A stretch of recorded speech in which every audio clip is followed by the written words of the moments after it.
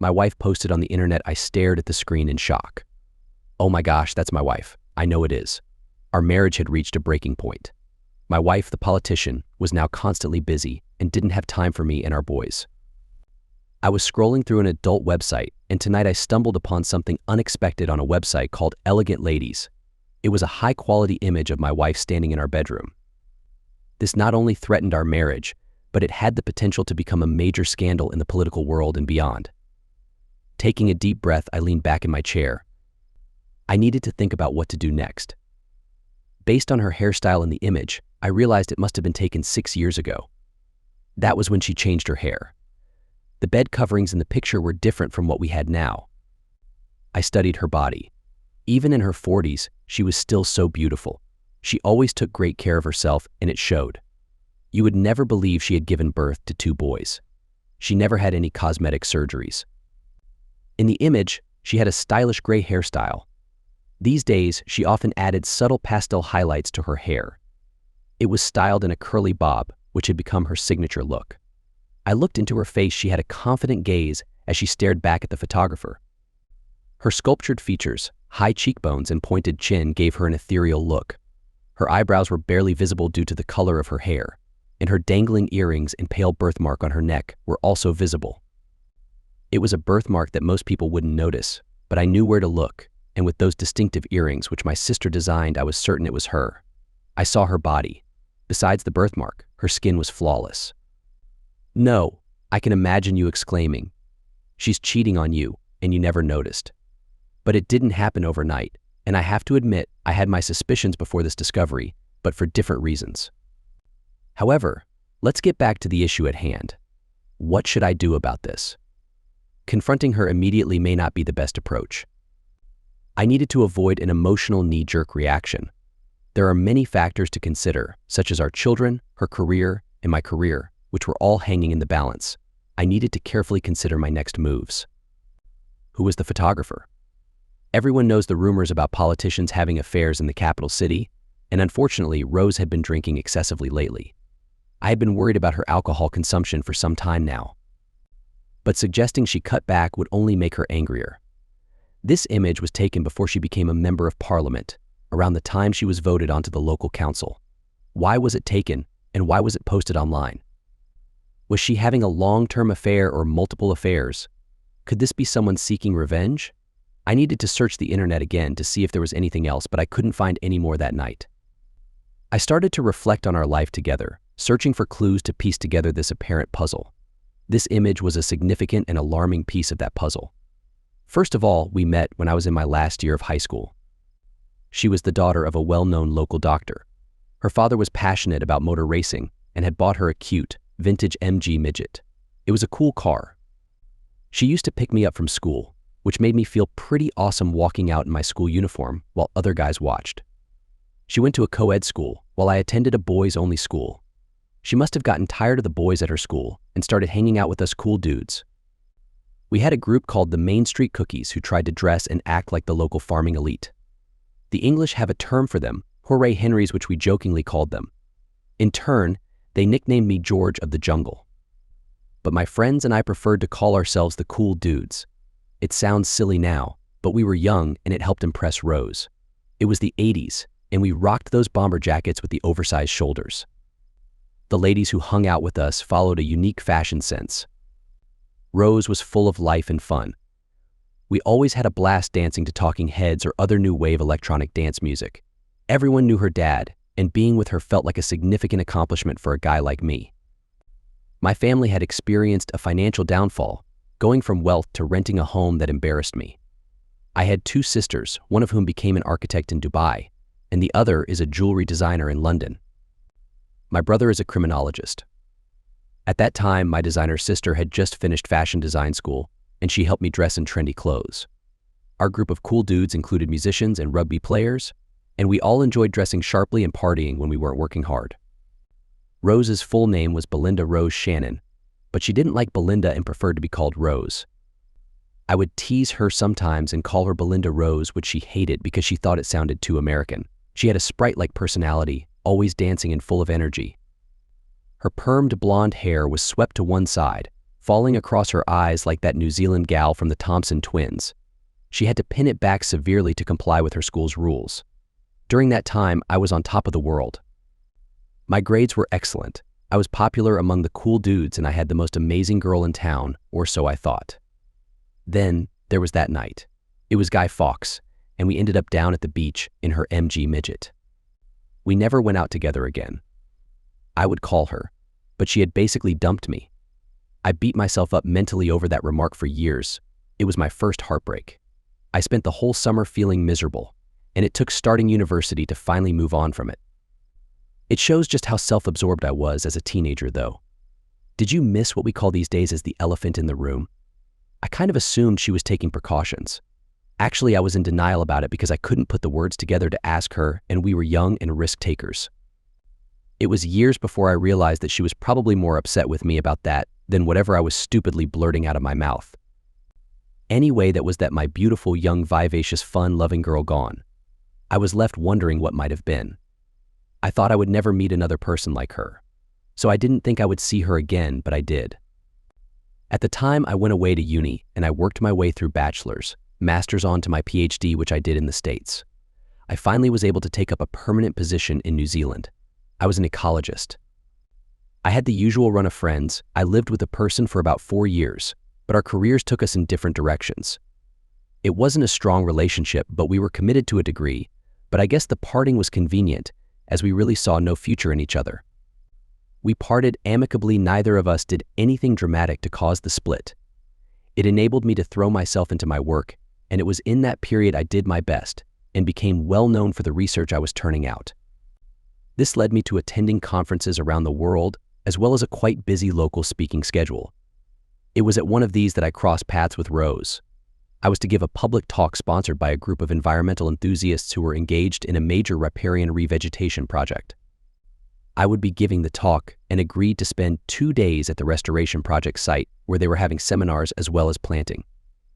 I was an introductory keynote speaker at the first seminar, and I would be helping and talking with volunteers attending the seminars and planting for the rest of the weekend. By coincidence, I saw Rose at a supermarket beforehand. I really did not recognize her, but she looked striking and familiar. As it happened, she recognized me, and I caught her staring at me. I just passed it off at the time as someone who thought they knew me and no more. As it happened, she had an interest in things green, but seldom went out.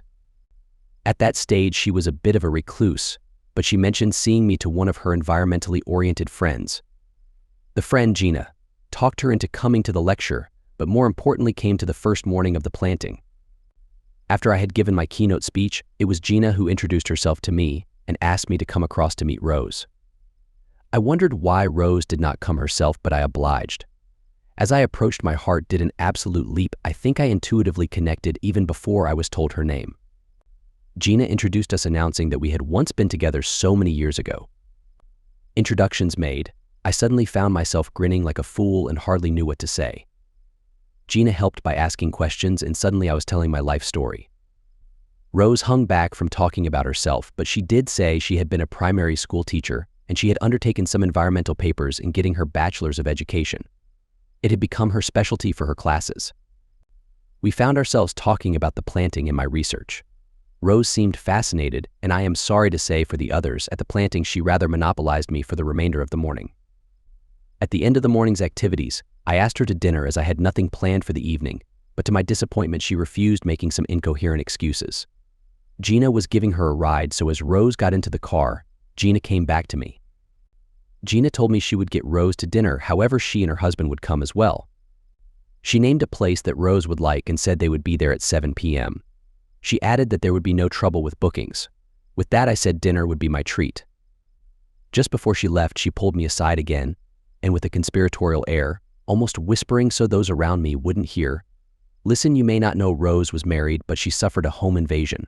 Her husband was killed trying to defend her, and she was brutally violated, losing a baby. She suffers from PTSD. She cannot teach at the moment, and she seems to have a lot of difficulty with people. With you, she seems different. Please go easy on her and be understanding." When I heard that, my heart really went out to her.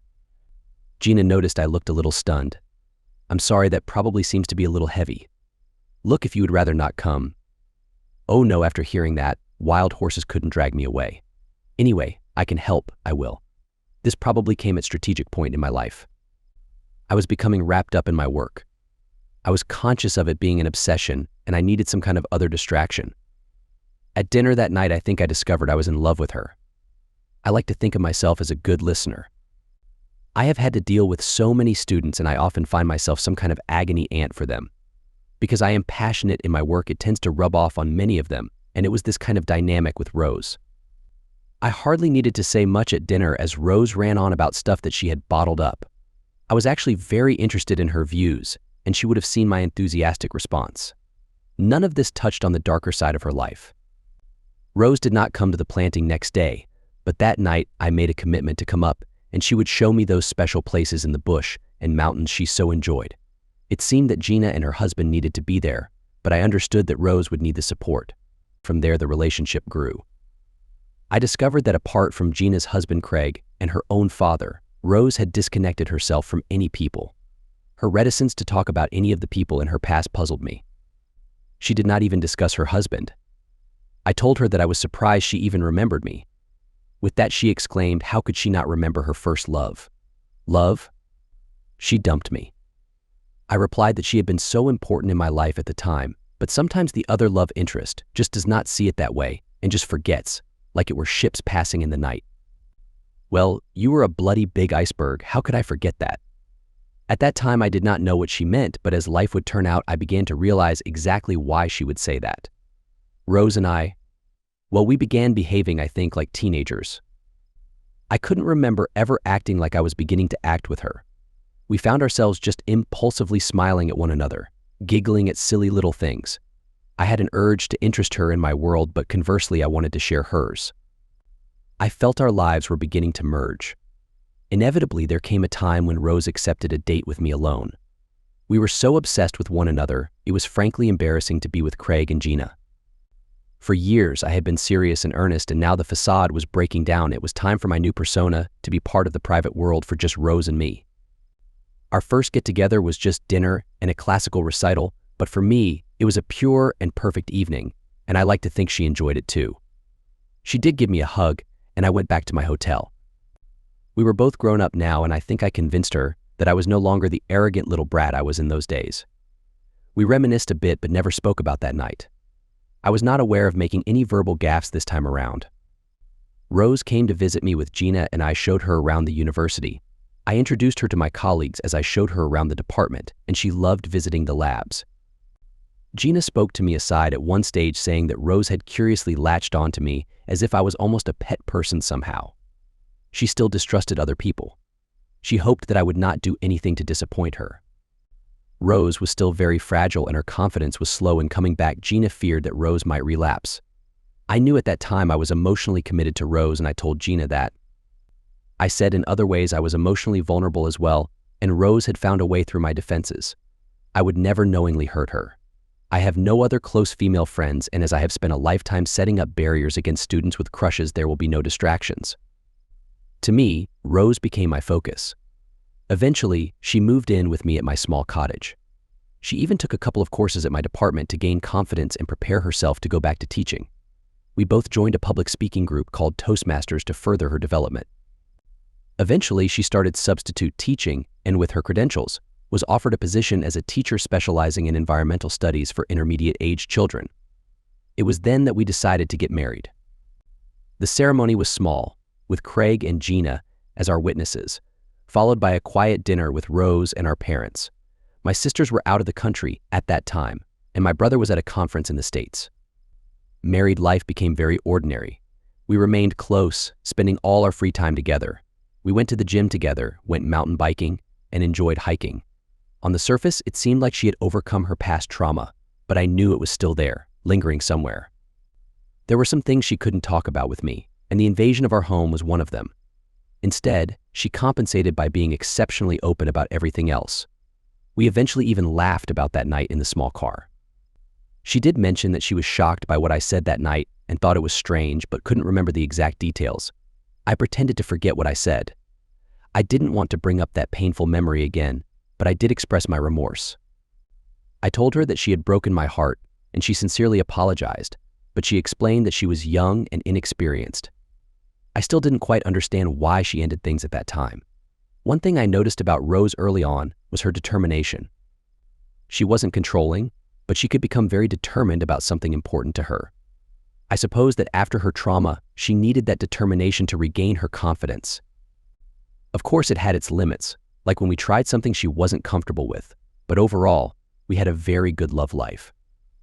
And I always felt she applied that determination to our relationship, making it easy for me to trust her in every way. A different side of Rose emerged during an unfortunate conversation with my brother. She hadn't met him before we got married. It was due to circumstances, as my brother and I were usually very close. Remember, he was an expert in criminal psychology. It just so happened that before he came to visit us, Rose had participated in a debate organized through Toastmasters. It was a big event.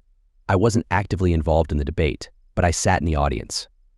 The debate topic was whether New Zealand should have stricter policies on crime, and if the means to achieve this justified the ends.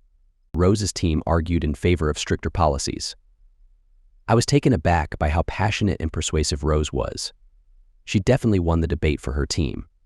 I wasn't entirely impressed because I disagreed with almost everything she said. This topic was closely related to her trauma, so I had always been cautious to avoid discussing it. Before then, I never actually knew her thoughts on this matter. In every other way, she was quite liberal. The team had obviously done extensive research, and they seemed to have a strong bond. The problem was that their evidence was mostly based on the opinions of celebrities, rather than actual facts.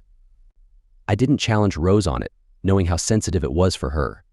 It's worth mentioning the dynamic between Rose and the team leader, Adrian Wilson. I had never seen her that close with another man.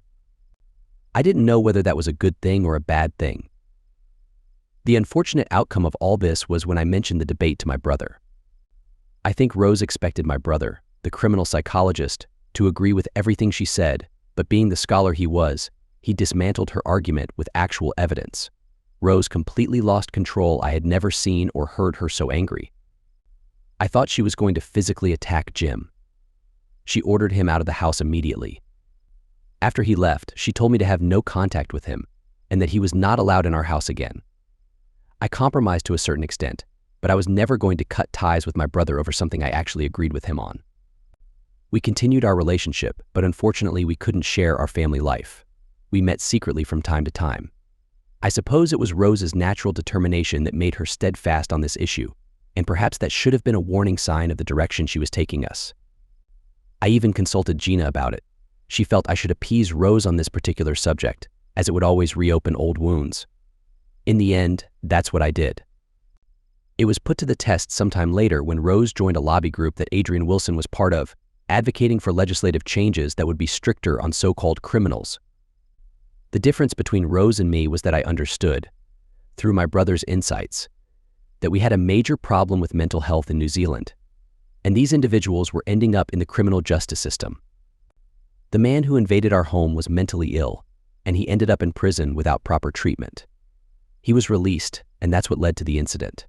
To Rose, he was simply a criminal, and his release was a sign that we weren't tough enough on them. In her mind, she believed a harsher sentence might have deterred someone like him. She didn't realize that there wasn't a sentence, not even execution, that would have deterred someone in his condition. That's all I'll say about that. I just accepted it. During this time, we had our two sons, Sam and Alex. Alex was named after Rose's father, and Sam was just a name we both liked. Life settled into a routine centered around our family. Rose didn't have much involvement with the lobby group during this time because she was busy with work and taking care of the kids, but she did attend meetings occasionally. Joining that group wasn't something I was interested in, so it was one of the first differences in our interests. As the boys grew up, Rose seemed to become more confident. Her shyness disappeared, and she became the lively and charming person I remembered from our teenage years. She was very popular and involved in many activities.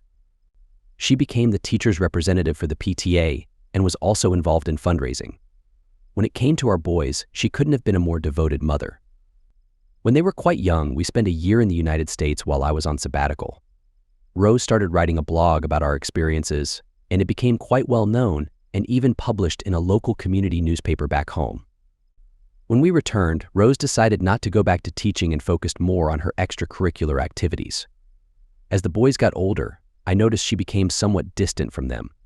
I ended up being the one attending their rugby and cricket matches and getting involved with their school. It felt like she might have preferred having daughters instead.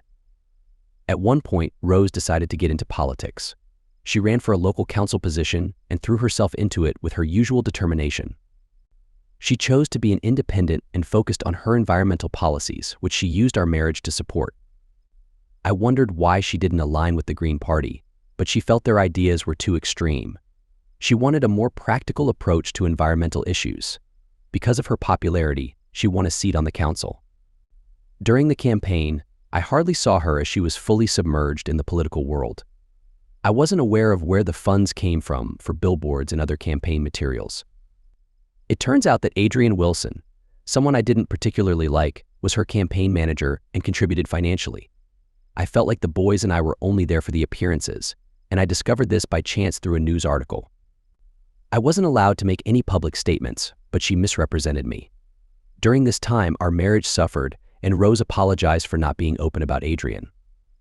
Despite everything, I didn't think she was actively having an affair.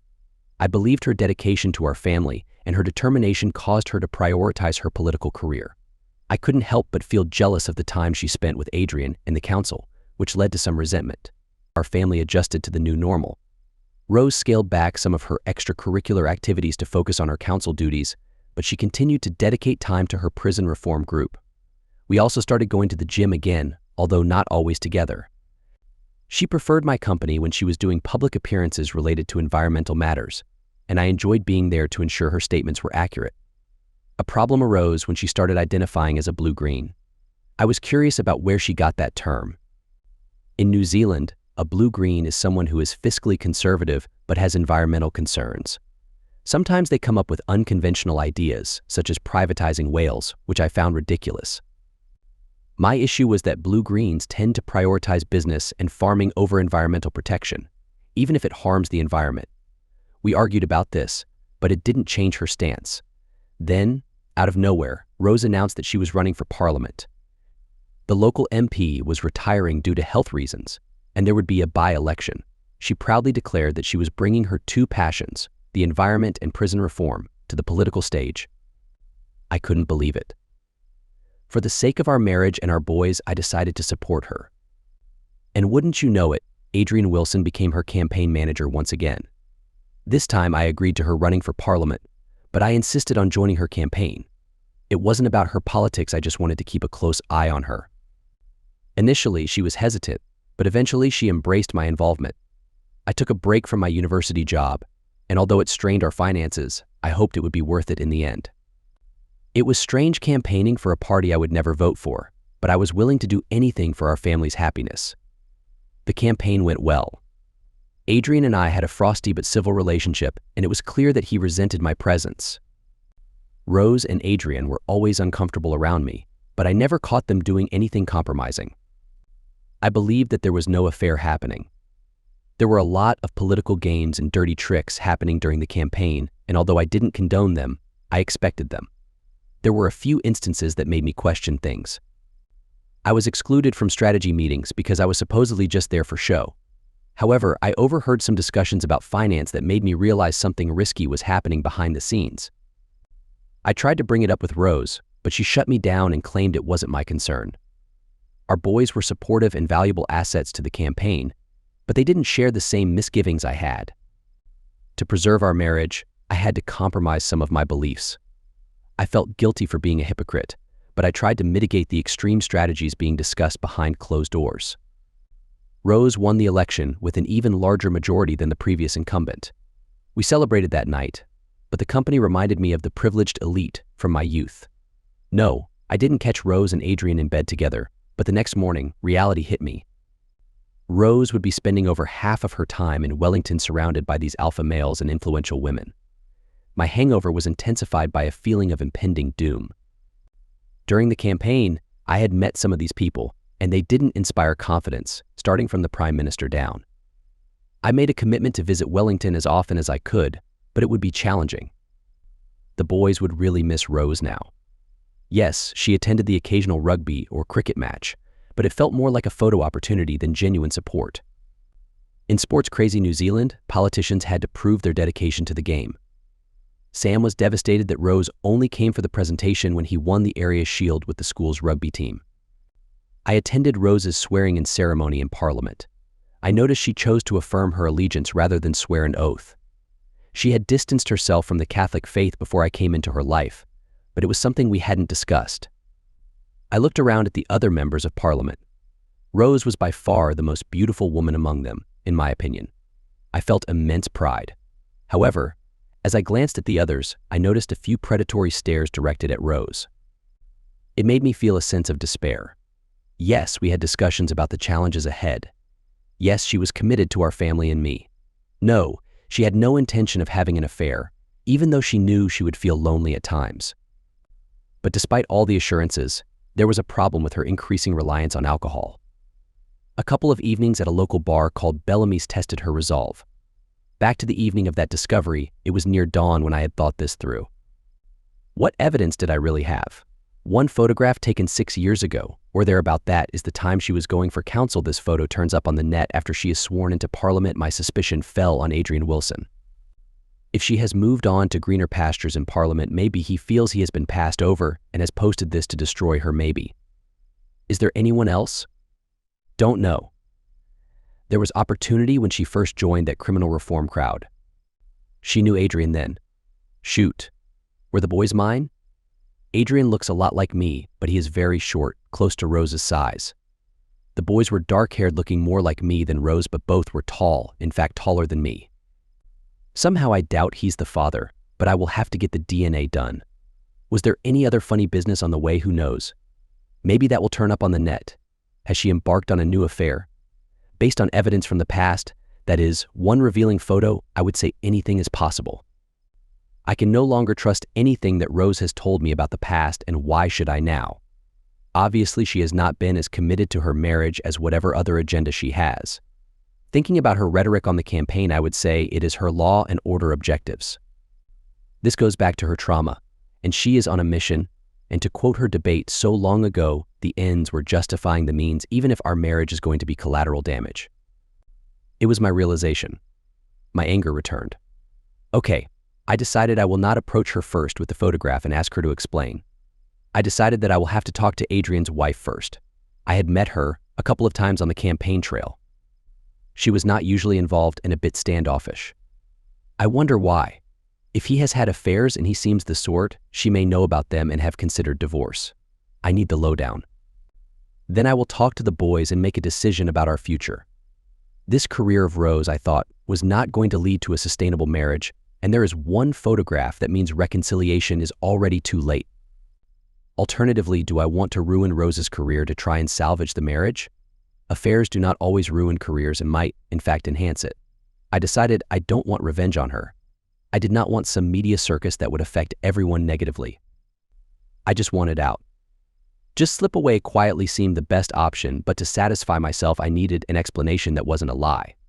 Although I had my boys, I wanted to believe I had not wasted all those years. The boys would follow me, I am sure. Her political career would not want too much controversy. The boys did not like politics and seemed to have ceased to have anything in common with their mother. She attended birthdays and Christmas and so on, but I bought the presents, even the one for me from Rose for my last birthday. Rose never asked about their girlfriends. I don't know why. It was me that pumped them for info. It was me that made their girlfriends breakfast when they appeared unexpectedly out of the boys' bedrooms in the morning. In the end, I got no sleep that night. I called into the department in the morning. I had no lectures or important meetings for once, so I decided I would immediately start what I needed to do. I first of all gained Adrian's home number. I knew he would not be there, but his wife would hopefully be in because she did not work. Luckily, she was in. I was very careful initially. I asked her if we could meet for lunch, as I needed to discuss with her some important outcomes of the election campaign. She must have guessed. She did not say anything, but when she turned up for lunch, she came prepared. I chose an upmarket restaurant offering to pay. I brought my leather briefcase and I had a copy of the photograph. I arrived early, and when she arrived, she waved at the maitre d' and came straight to my table. I ordered wine and had a bottle of grape juice delivered to the table, which was poured into our glasses. We looked at each other in silence for a few seconds, clicked glasses, and sipped the juice. Then Beth, as she introduced herself, asked the inevitable question.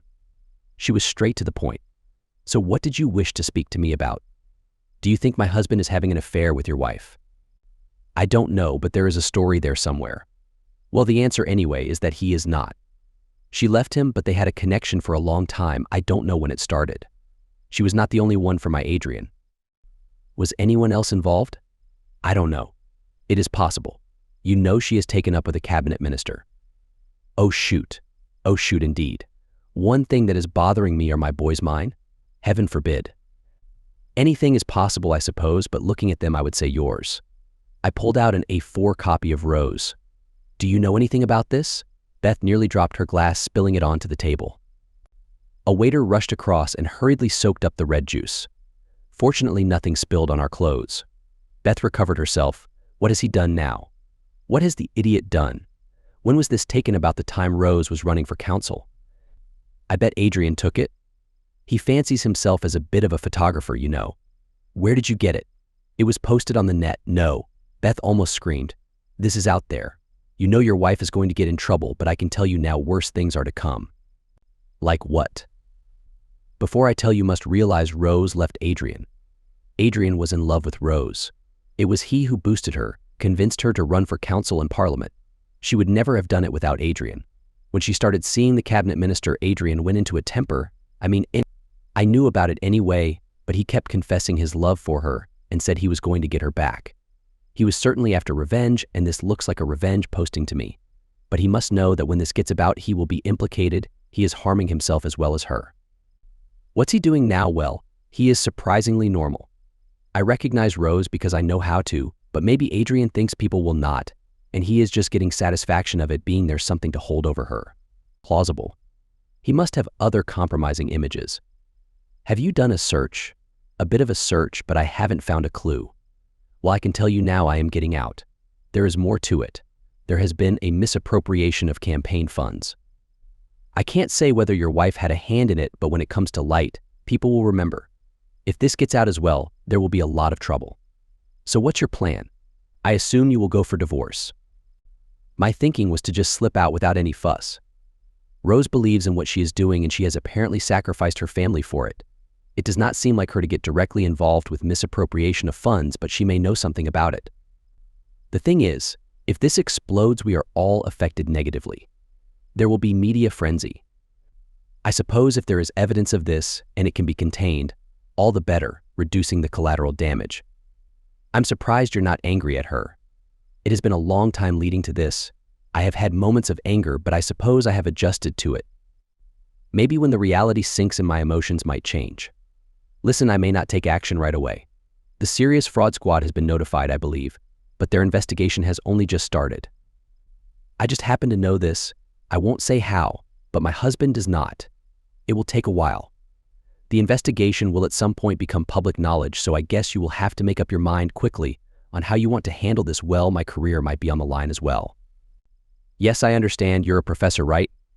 At the moment I am dean, president of the society among my responsibilities. Oh dear. Do you want some time to think about it? Can you give me a couple of weeks? I don't see Rose until this weekend. I will bring it up then. I will need to hire a lawyer to help me understand my options and figure out our financial situation. And of course, there are my boys. I can live with that, but keep me updated along the way. Maybe we can have lunch on Friday and catch up on progress. And that's how I left it. The next event could not have been predicted. It changed everything for me. My anger was settling in once again. I spoke with the lawyer, and lawyers do like to move things along, so I had started the divorce process.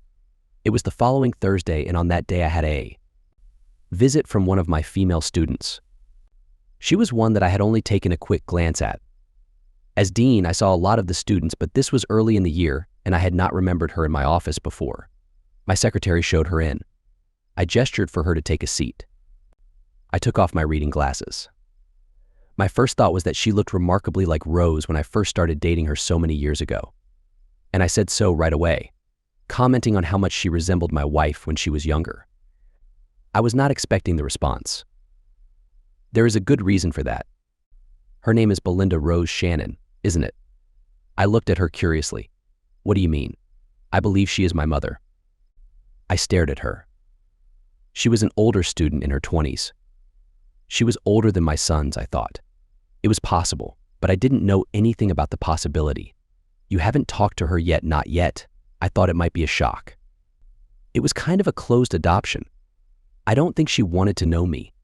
It has been very difficult to track you both down. It's a shock for me. Oh, I'm sorry. Don't be, I'm intrigued. Listen, you would have been born long before she and I got married. How did you find me, Belinda, and you were listed on my birth certificate? That surprised me. What the heck? I had no idea she ever had a baby. We only knew each other briefly and didn't reconnect until several years later. And Belinda never told you? I nodded. You called her Belinda. Do you know who she is? No, I don't know much at all. I was focused on finding you. She is a member of Parliament. Oh shoot. She is not going to want to know me then. It gets worse. There is a huge controversy involving her brewing. Golly, I'm sorry. Can you be discreet about this, of course? I don't want to jeopardize any chance of getting to know you two. I've got to think about it. You might have to do with just me for the time being. You better tell me all about yourself. Her manner was matter of fact. I don't know whether she was thinking we would fall into each other's arms or not, but as the conversation carried on, my feelings at least started to warm, softening my initial shock. Apparently, she had literally enrolled in a degree course that I oversaw as part of her quest. She could have done this degree in Auckland, her hometown, but she elected to come here to reach her mother through me. Part of her issues was the loss of her adoptive parents through an accident. She felt alone and set out on a mission to find her biological parents. Okay, it seems pretty certain that I am your father, but will you agree to have a DNA test? It will settle any doubt. She agreed. I was thinking I could have the boys done at the same time. Look, I am really sorry. This is really stupid, but I don't know your name. It's Georgina. That's a lovely name, Georgina. I couldn't have named you better if I had named you myself. What do you like to be called for short? Georgie. Well, Georgie, would you like to start with a hug and we will move on from there? We did that, but then came the hard part. Do you think my mom would want to see me? Regretfully, I can't say for sure. You know she is a member of Parliament. You need to be discreet about this, as this controversy is about to break and Rose will be caught up in it. It's going to be complicated. I would suggest we meet regularly while this situation works out, and then we can meet your mother when she is in a good frame of mind. I then canceled my other appointments for that afternoon, and we went for a stroll and a coffee. She told me about her life and I told her about ours, even our early connection, but I stopped short of all the details of the affair and the impending divorce. We parted arranging to meet later. Rose would be in on Friday afternoon, but I did not think that would be a good time to tell her. I had to talk with the boys. They knew virtually nothing about a possible divorce, and this had really complicated things. I got Georgie's contact details and arranged to meet her for dinner on Monday. The immediate effect was to dissipate my anger. Georgie was a total distraction. Georgie's loss of her adoptive parents had been awful for her. She was desperate in her search for something stable in her life. It seemed she was stepping from one mess to another. Georgie raised paternal feelings in me. I really wanted to help her. Suddenly, there was a need to bring Rose back into the fold for Georgie's sake. It also dawned on me that having Georgie at that young age must have been difficult for Rose. I remembered her remark about me being a real handful. The comment now seems to make sense. She probably thought her life had crashed and sunk. That evening, I rounded up the boys. It was a lot to take in. They had guessed for a while of what their mom had been up to, so were remarkably calm about the possibility of divorce. When it came to Georgie, however, they were excited. Georgie had given me a photograph to show around, and they were positively fascinated by her. It's a shame she is our sister, Alex put it. I then discussed with them what we were going to do. I said to them that Mom's career could be destroyed. One option is that she has to resign. She would be devastated, maybe learn her lesson. Maybe the appearance of our daughter might change things and bring us together. It might not be easy, but what do they think? Well, she would have to stop her drinking, as she is already struggling with it. Alex was straightforward. If her career is in tatters and she has the threat of divorce over her, she may realize she has a problem and we can get her some help. The boys just shrugged. You're the boss. I realized then that they had stopped caring about Rose. They had stopped having a model for a normal family. I had another sleepless night. I resolved that I had to confront her with the whole truth. There was no way out. I will tell Beth Friday of my plan. I would put it to Rose on Saturday morning. I needed support. I would ask Gina to come down, it being urgent. I would, however, keep Georgie out of it until we had reached some kind of conclusion. I called Gina in the morning. She knew nothing of what Rose had done and was actually hurt and felt that Rose had done this to her as much as me. She agreed to be there Saturday morning. I paid for hotel accommodation and she would be on her way later that day. I had lunch with Beth. She was not happy about what I was going to do but realized I probably had no choice. We discussed some possible outcomes if things got out of control. She wanted me to wait, but I just could not. It wasn't in me to act innocent as stressed as I was. I had to get it over with. I had told neither Beth nor Gina about Georgie. I picked up Rose from the airport.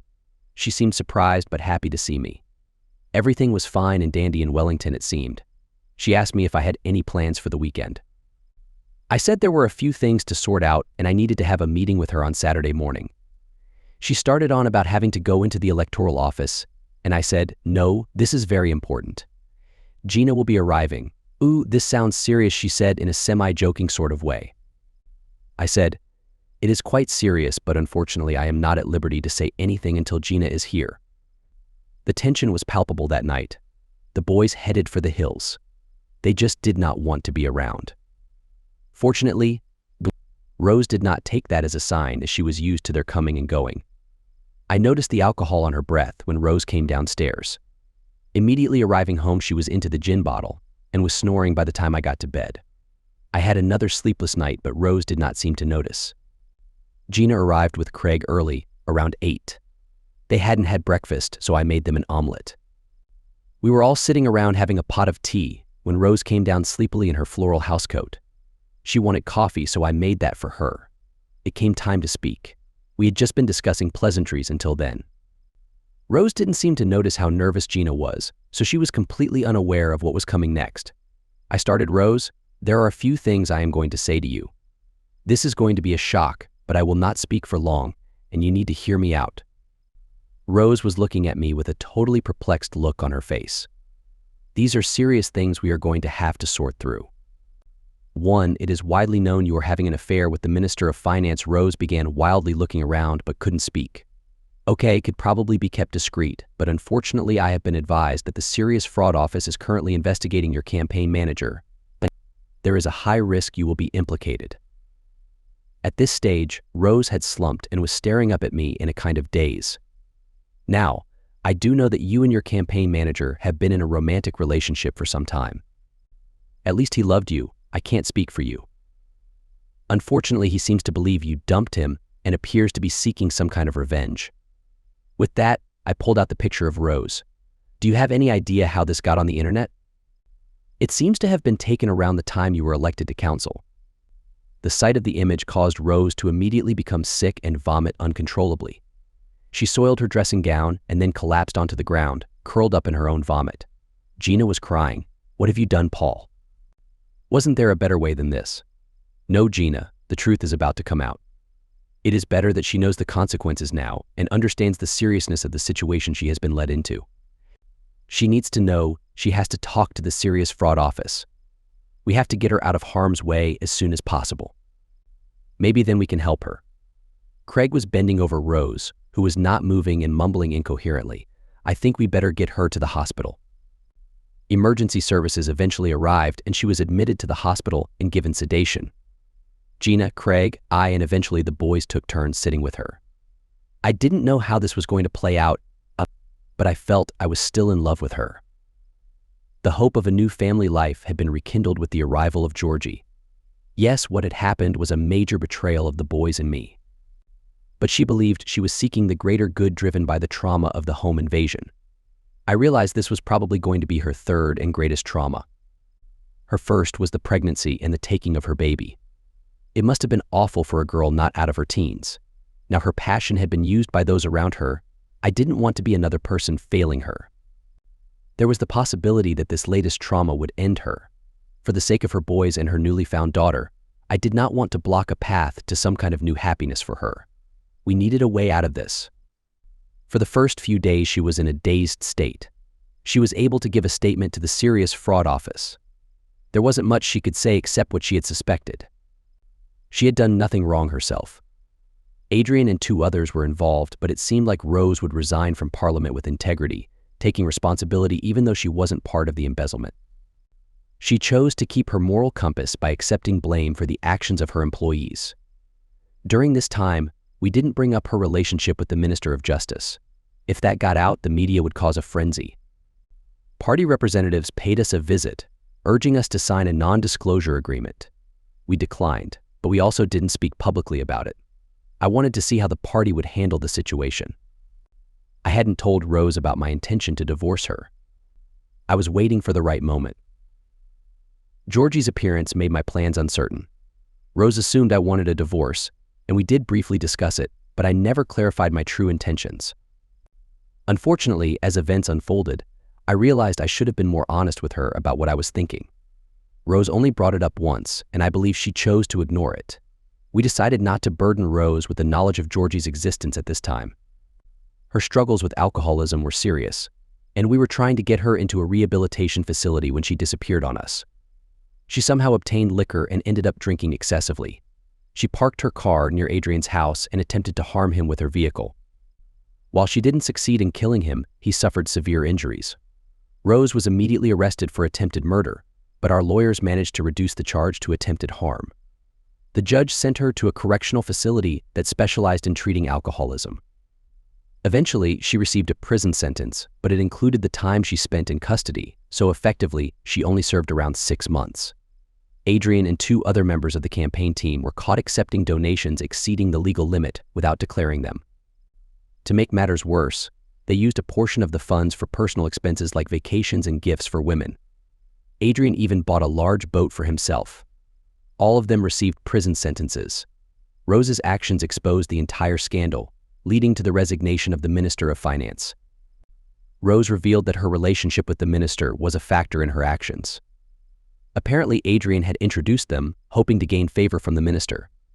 Instead, the minister wanted a relationship exclusively with Rose and demanded that she end things with Adrian. During the trial, the focus was on the explicit photos Adrian possessed and Rose's desire to retrieve them. It was never revealed that Adrian had posted one of them online, but he refused to hand over the photos.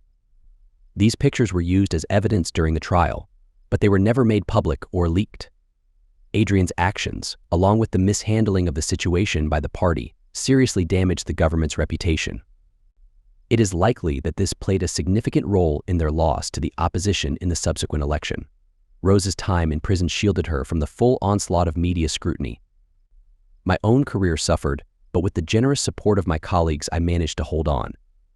Initially, Rose didn't want us to visit her in prison, but after 2 months, she changed her mind. My sons and I dutifully visited her every week, and the boys began reconnecting with her. On the 4th month, Rose surprised me by requesting a visit from my brother. It turns out her experiences with other inmates had led her to a personal revelation. She became more interested in facts and less swayed by biased opinions used for political gain. Towards the end of her prison term, I finally confessed to Rose that I had decided against seeking a divorce. The joy on her face in that crowded visitor's room touched my heart. I could see her restraining herself, desperately wanting to hug me. I felt the same way. I glanced at a nearby prison officer who disapproved of any physical contact between us. I understood their concerns about contraband. Her release from prison was a cause for celebration within our family, thankfully with minimal media attention. Once free, I planned a few days away for just the two of us, without any distractions. I wanted to hear Rose's story. We rented a cabin near a lake and spent the evening peacefully watching the sunset. Sitting on a grassy bank with no wind stirring, we watched the graceful swallows catching their evening meal above the shimmering orange lake. After all the chaos we had endured, it felt like we had finally found tranquility. The party had exploited her stories about the environment and her fight for tougher crime policies to gain the support of voters. However, once she entered Parliament, she realized that the cabinet had no intention of following through on those promises. It was all political rhetoric. Rose ended up trapping herself. The Minister of Finance, the most influential figure in the cabinet, seduced her and made her believe that he would advocate for her causes. It wasn't just an affair. She found him to be cruel and lacking empathy. She was trapped. He used her loyalty to the party and her determination to manipulate her. When they were in Wellington, he would have her visit his apartment nearly every night. The situation worsened when he began assaulting her. She became terrified and he dismissed her fears, instructing her to toughen up if she wanted to succeed in Parliament. The thought of going to his apartment triggered panic attacks, yet she found herself drawn there almost compulsively. When everything unraveled, she was shattered. However, during her treatment for alcoholism, she started to realize that the exposure and subsequent scandal had actually saved her. Rose recognized how her single-mindedness and obsession had blinded her to being used for other people's agendas. She now understood that her punitive approach was misguided and wanted to work toward a different kind of criminal justice reform. Later that night, as we lay in bed in our cabin, an owl called for its mate from a nearby tree. All the tension that had plagued us seemed to vanish. At that moment, it still felt impossible to restore our relationship to what it once was. We were fundamentally changed, each with our own scars from the past. But we lay there in peace, both committed to one another. We realized we needed each other, and that was a fact. I had a wild card in my pocket for our new future Georgie. By then, I knew that Georgie, along with my boys, was my biological child. Out of nowhere, I revealed to Rose that I knew she had given birth to our baby years ago. Rose sat up straight, asking, "How did you find out?" I told her the story, and Rose began to cry, burying her head in my shoulder. Georgie had always associated with the name Belinda, not Rose. The sordid political scandal disgusted Georgie, and she didn't want to connect the name Rose with her image of an ideal mother. In her dreams, she had pondered the names Linda and Lindy as alternatives. Neither of us could sleep after that. The next morning, Rose wanted to leave immediately and meet Georgie. It was an emotional reunion. What better reason to throw a party than to finally welcome Georgie into our lives? We introduced our renewed family to our old friends. One unexpected outcome arose from this. Georgie had observed the controversy surrounding Rose from the sidelines. One evening after the party, she confessed that she had never thought of her mother as Rose. She had always imagined her as Belinda. In her dreams, the name Rose didn't align with her perception of her ideal mother. I embarked on a planned break to a university in the UK. Our boys were now at university and Georgina had completed a year of her own university course. We decided to bring Georgina with us on the break as a way of solidifying our relationship.